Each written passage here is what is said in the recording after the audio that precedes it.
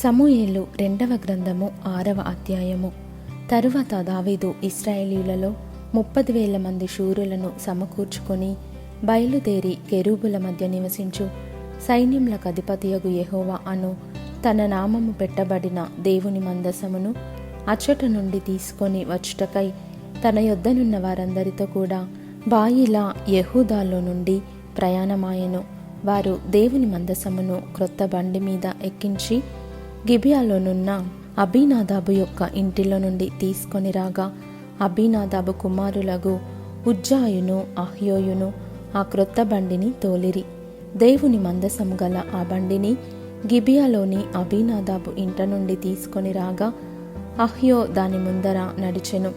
దావీదును ఇశ్రాయేలీయులందరూ సరళ వృక్షపు కర్రతో చేయబడిన నానా విధములైన సితారాలను, స్వరమండలములను, తంబురాలను, మృదంగములను, పెద్ద తాళములను వాయించుచు యెహోవా సన్నిధిని నాట్యమాడుచుండిరి.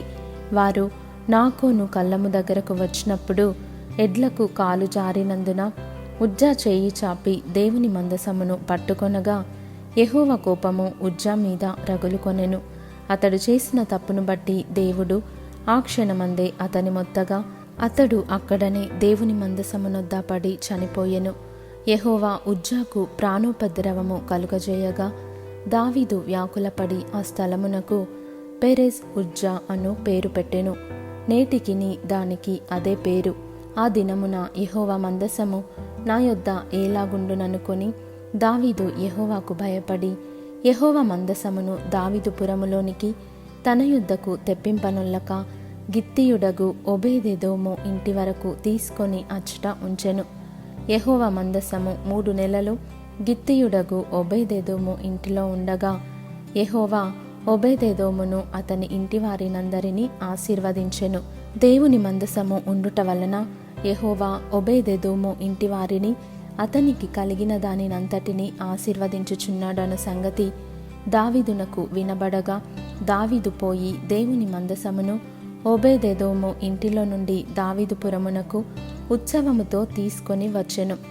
ఎట్లనగా యెహోవా మందసమును మోయువారు 6 అడుగులు సాగగా ఎద్దు 1 క్రొవ్విన దూడ 1 వధింపబడెను.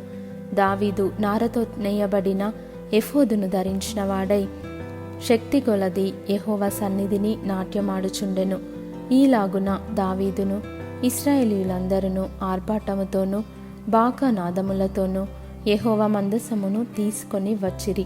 యెహోవా మందసము దావీదుపురమునకు రాగా, సౌలు కుమార్తెయగు మీకాలు కిటికీలో నుండి చూచి యెహోవా సన్నిధిని గంతులు వేయుచు నాట్యమాడుచునున్న దావీదును కనుగొని తన మనస్సులో అతని హీనపరచెను. వారు యెహోవా మందసమును తీసుకొని వచ్చి గుడారము మధ్యను దావీదు దాని కొరకు ఏర్పరచిన స్థలమున నుంచగా, దావీదు దహన బలులను సమాధాన బలులను యెహోవా సన్నిధిని అర్పించెను.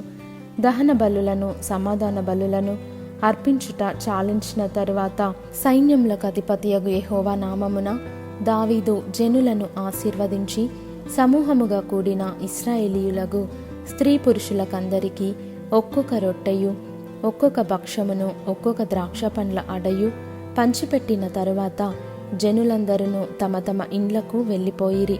తన ఇంటి వారిని దీవించుటకు దావీదు తిరిగి రాగా, సౌలు కుమార్తెయగు మీకాలు దావీదును ఎదుర్కొన బయలుదేరి వచ్చి హీనస్థితి గల పనికత్తెలు చూచుచుండగా, వ్యర్థుడొకడు తన బట్టలను విప్పివేసినట్టుగా ఇశ్రాయేలీలకు రాజవైన నీవు నేడు బట్టలను తీసివేసి ఎంత ఘనముగా కనబడితివని అపహాస్యము చేసినందున దావీదు నీ తండ్రిని అతని సంతతిని విసర్జించి ఇశ్రాయేలీయులను తన జనుల మీద నన్ను అధిపతిగా నిర్ణయించుటకై నన్ను ఏర్పరచుకొనిన యెహోవా సన్నిధిని నేనాలాగూ చేసి తిని, యెహోవా సన్నిధిని నేను ఆట ఆడి తిని. ఇంతకంటే మరి ఎక్కువగా నేను తృణీకరింపబడి నా దృష్టికి నేను అల్పుడనై నీవు చెప్పిన పనికత్తెల దృష్టికి ఘనుడనగుదునని మీకాలుతో అనెను. మరణము వరకు సౌలు కుమార్తెయగు మీకాలు పిల్లలను కనక యుండెను.